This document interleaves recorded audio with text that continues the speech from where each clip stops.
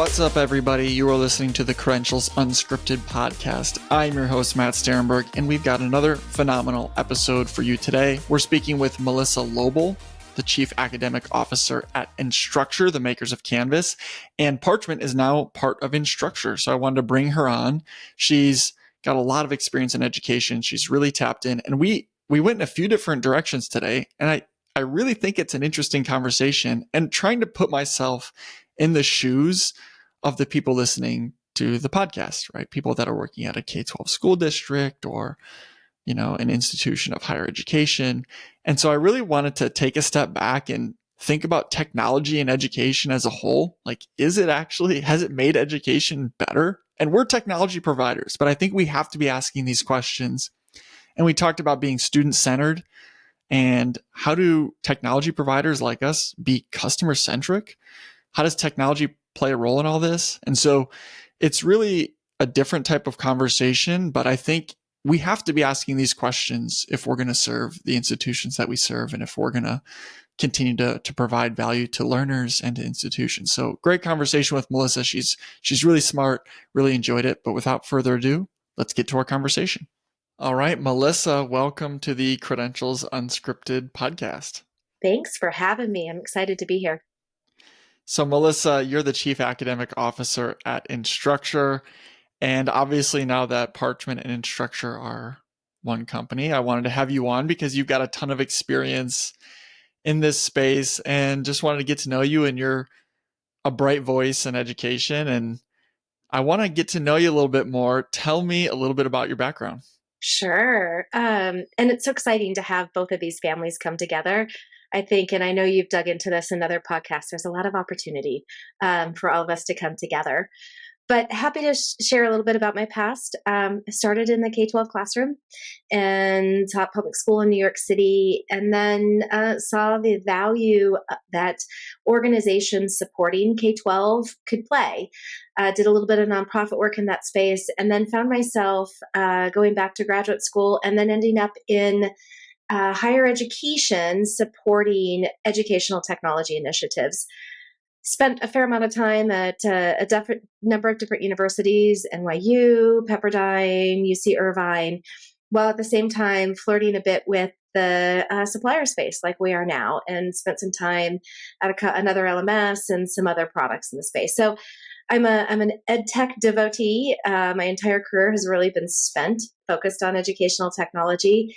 I'm also in I have to think about this, 26th year. I think it's about 26 years now of teaching online. I've always taught online and love to be connected into the space in that way as well, alongside the journey that I've had. What are you teaching? I'm curious. What courses are you teaching? So I teach right now at the University of California, Irvine in their certificate program, and it's focused on interactive e-learning design. It's a 5-course program that helps build e-learning designers it could be in the education space, it could be corporate design. And my particular course, that interactivity course, we get to focus on things like gamification, socialization, motivation, a little bit of brain theory mixed in. It's a ton of fun.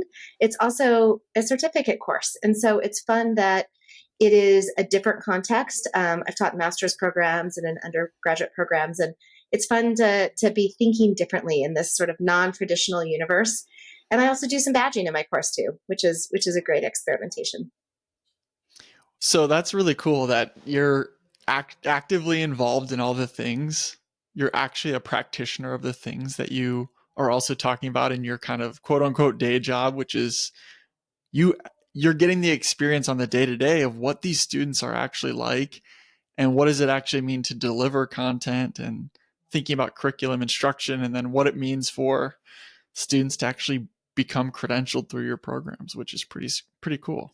Yeah, I love that I get to practice and experiment and even little things where you're thinking, okay, this might work if I think about teaching and learning in this way.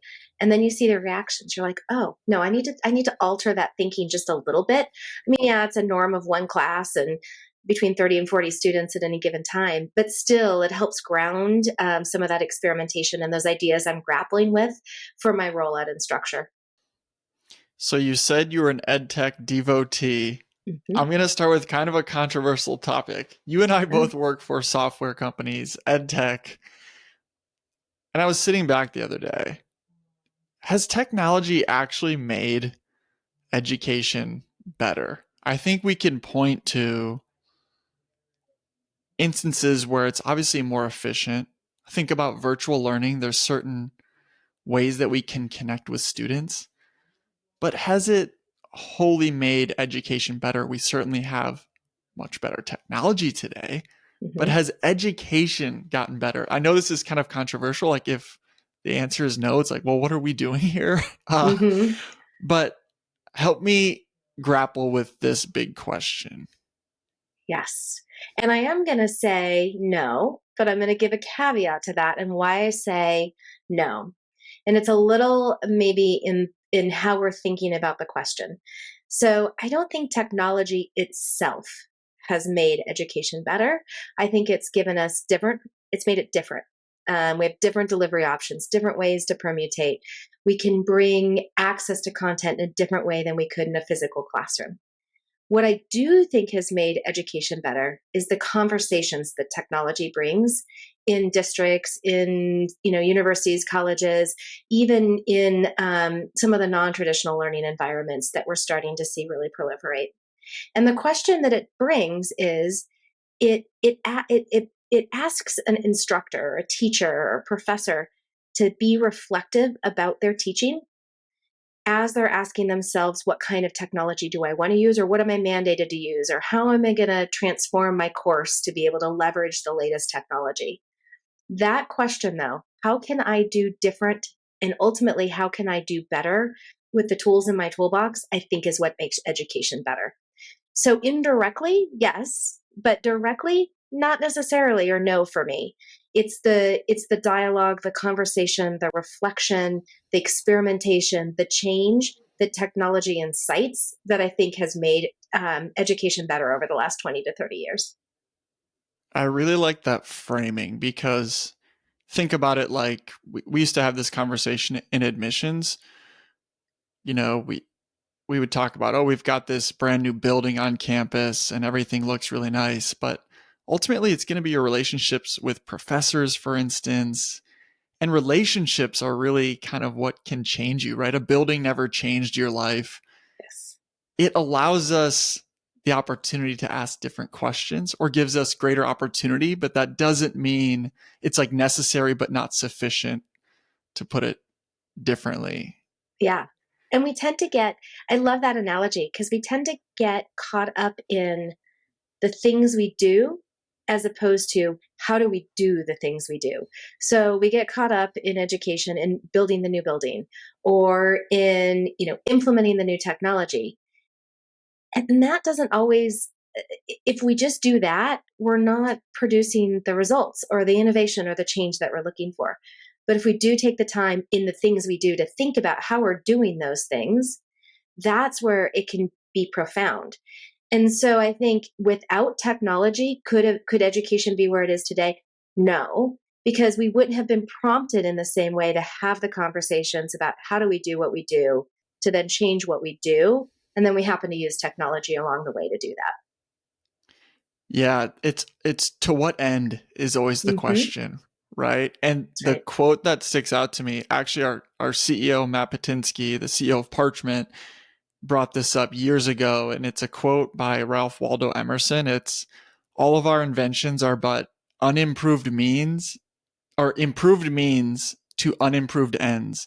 Meaning, like, we invent the telephone, but our conversations aren't improved. It just makes it easier to talk, but our conversations aren't more enlightened, for instance. And so I always think about that, right? All right, we moved from paper to digital. We didn't improve the transcript necessarily, right? But we just made it more efficient. But how do we actually improve the life of a student? How can we create a credentialing system, for instance, that makes it easier to get a job or easier to navigate the educational pathway that I'm on, et cetera? So I really like that framing. I think that's a good segue into, okay, technology gives us this great opportunity. I want to talk about student centered thinking. And this is something that you're thinking about a lot, but what does that actually mean to be student-centered? Because no one would say, we don't want to be student-centered. Everyone's like nodding their heads. Yeah, student-centered is great. What does it actually mean to be student-centered? Yeah, that's I think that's a really important question for a lot of reasons because we've talked about student-centered learning as an industry for quite a while now.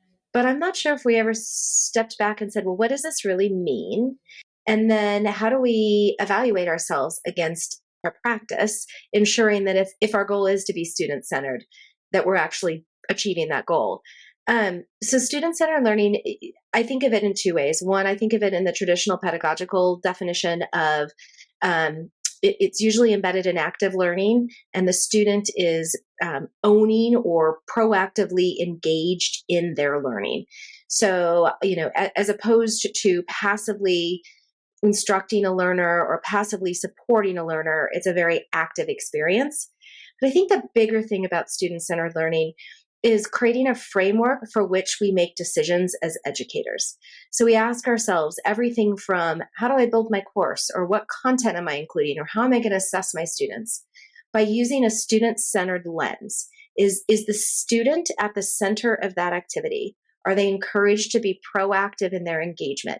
Are they part of the decision making of what that experience looks like? That can then enable these different decisions that we make at multiple levels to be focused on that student. And I think sometimes people think, well, is that making the student a consumer? To a certain degree, maybe, but it's not the same, right? It's not about putting that student's decisions or those students' choices first. It's about enabling that student to make some decisions or to be part of the decision, to be part of the choice making, to be part of and very active in their learning journey. And sometimes they'll do things they wouldn't want to do, or they'll need to do things they wouldn't want to do, or things they wouldn't think of.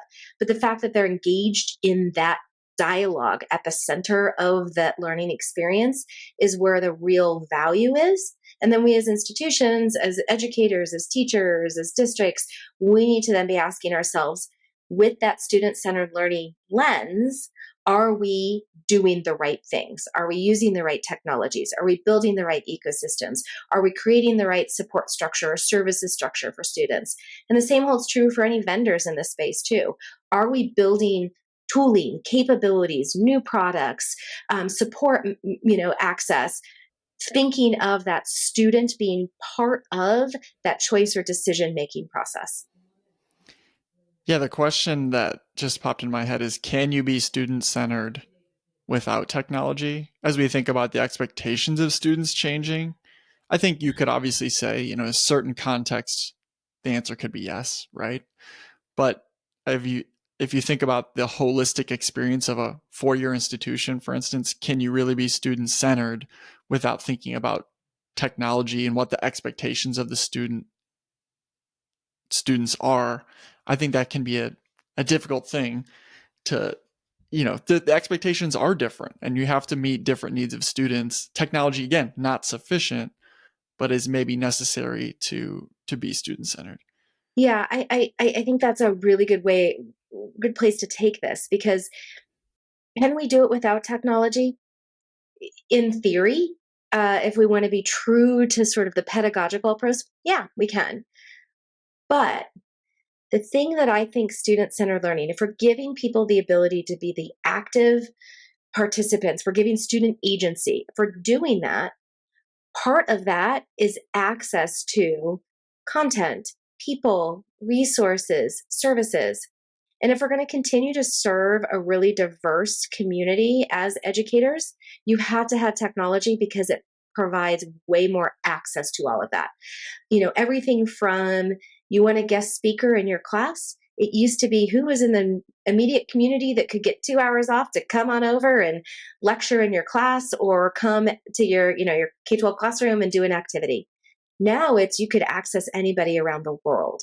That's giving students more access, more opportunity to be engaged in an active way in their learning because there's more availability of what we bring to the table. It's the same with services. I think about mental health resources. If we need to support students, it used to be, whether it's in K-12 or higher education, they would go to see someone either in the medical office or the advising, or maybe not get any, maybe they go to their instructor in person after class.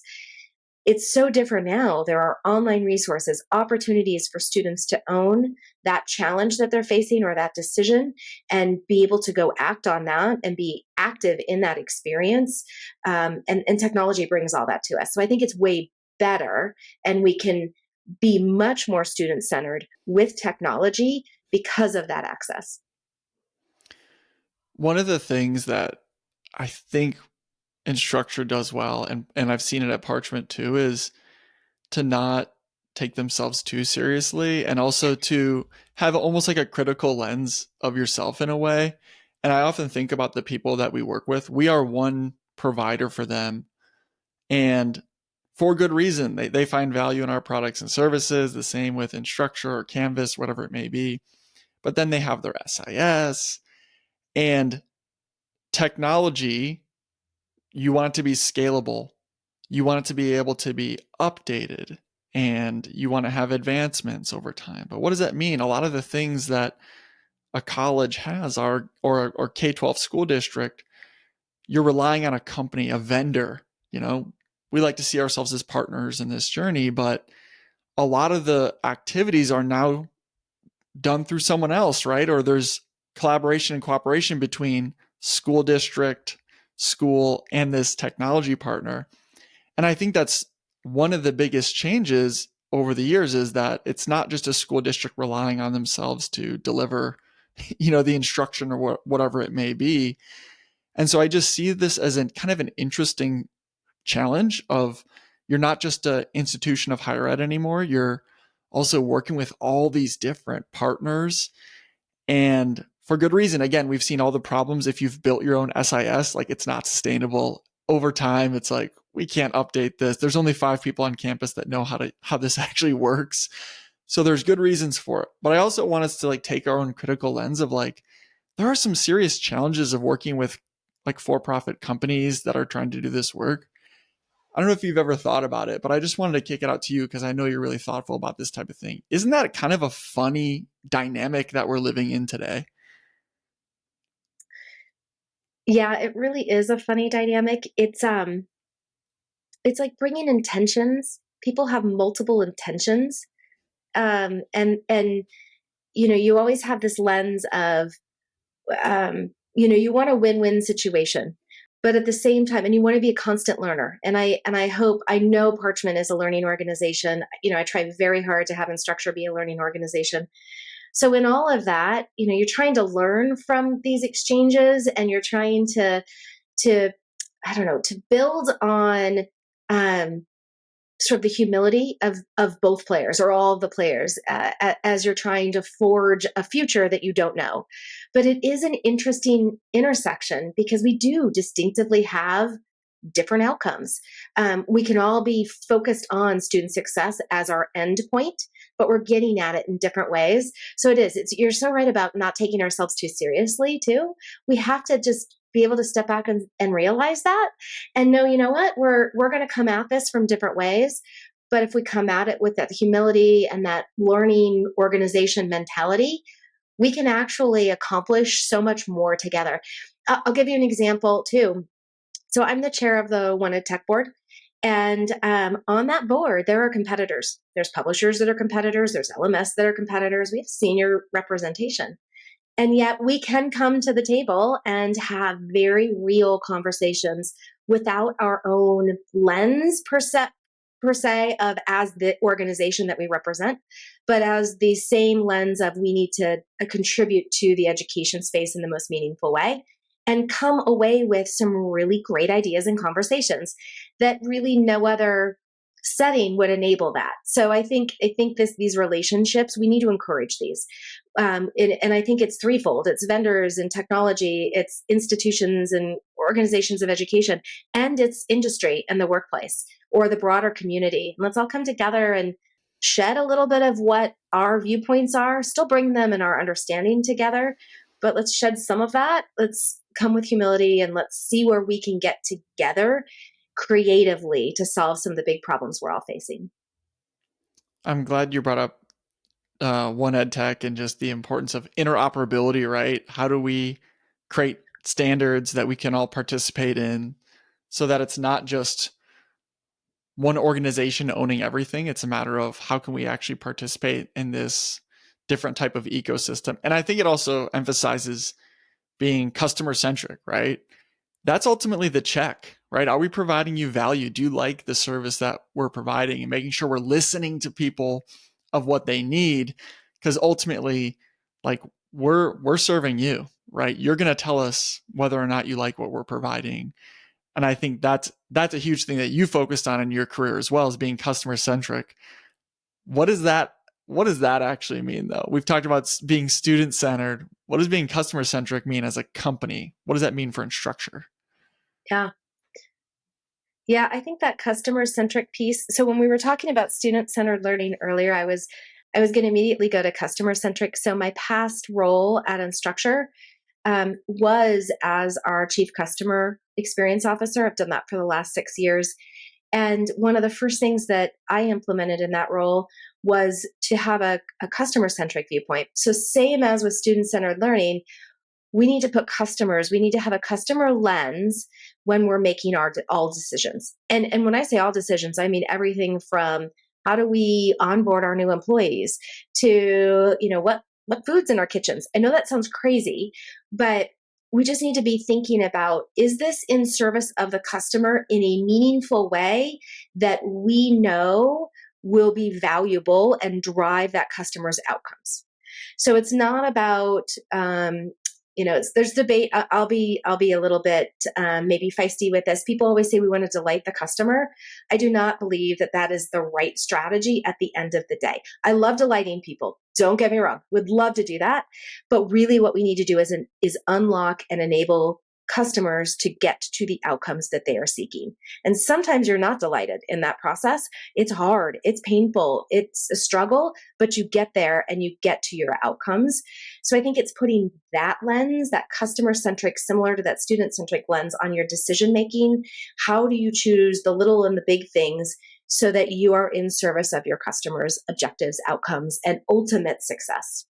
So Parchment and Instructure are one company now. Walk us through what people can get excited about and the why behind it all. Yeah. So first of all, I'm going to put a personal lens to that Parchment and Instructure, what to get excited about question. Early on in my career, I crossed paths with the Parchment CEO, Matt Sterenberg. He is and has always been somebody I admire in the space. Talk about somebody with a student-centered lens and a customer-centric lens. He is that and then some.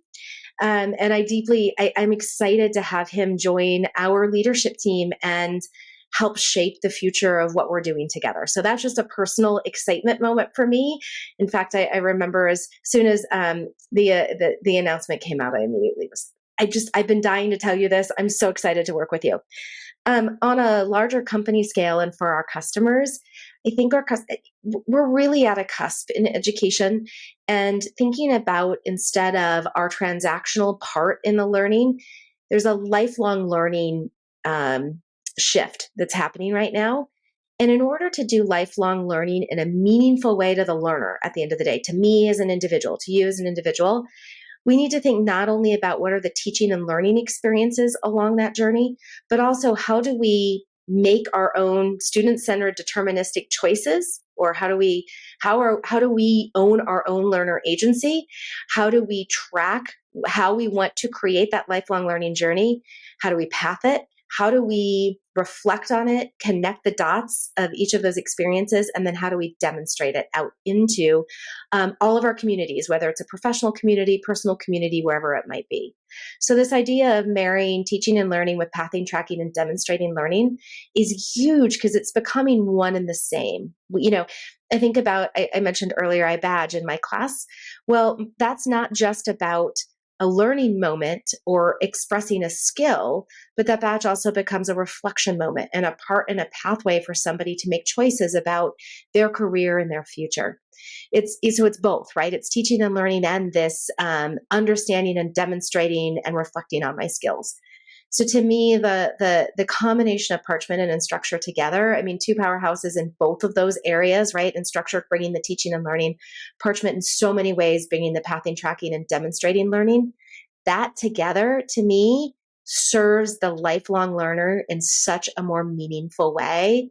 And by having those two companies together, having us together, we're able to learn from one another, see and grow from different aspects of the educational process, and then ultimately, bring more meaning to our joint customers or even the space, even those who aren't our customers. It allows us to bring more meaning to what does the future of lifelong learning look like. Demonstrating learning is so critical, and there's been a huge shift to skills and competencies recently, and I really started to think about this a few months ago when I was talking to someone when they mentioned the degree has been a proxy for, you're equipped, qualified, or whatever. And I was thinking, if someone asked me what I learned in college, I wouldn't even know what to say. What did you learn in college? I'm like, well, I spent 4 years there. I know I learned a lot and developed a lot, but what did I actually learn in college? And the focus on demonstrating learning so that I, as a learner, know what I know and can share that with others, and that employers or wherever I go next in my educational pathway, I can easily demonstrate that. Because for years we've just said bachelor's degree required. We really don't know what a degree means a lot of times. So including the learning outcomes in there, it kind of hits you in the face when you really start to think about it. Like, what do we actually learn in college? You take a course in Latin American history, philosophy 101, but what does that really mean for me? And how is it reflective of how prepared I am for the next step in my educational or professional journey? I think is really, really interesting. So Melissa, you also host a podcast. So I do. what can we expect on the InstructureCast? Yeah, we're going to be making some changes, some exciting changes. I think we're about to wrap up our season 1 and jump into season 2. And we've really, the InstructureCast of the past has been a combination of some how-tos with technology, particularly Instructure's technology, maybe some insights into some of the work that we do at Instructure, with let's go out and have conversations with leaders just like yourself, doing really interesting things more broadly in education. And so you're going to see probably 2 strands to our InstructureCast moving forward. One being that let's talk about the big topics. Let's talk about the big challenges and obstacles and even opportunities that we all have as educators. And we'll be bringing a lot of thought leaders in. We're going to bring more students in. We've had a number of students come and a lot of commentary on we need to get perspectives that we don't normally ask or engage.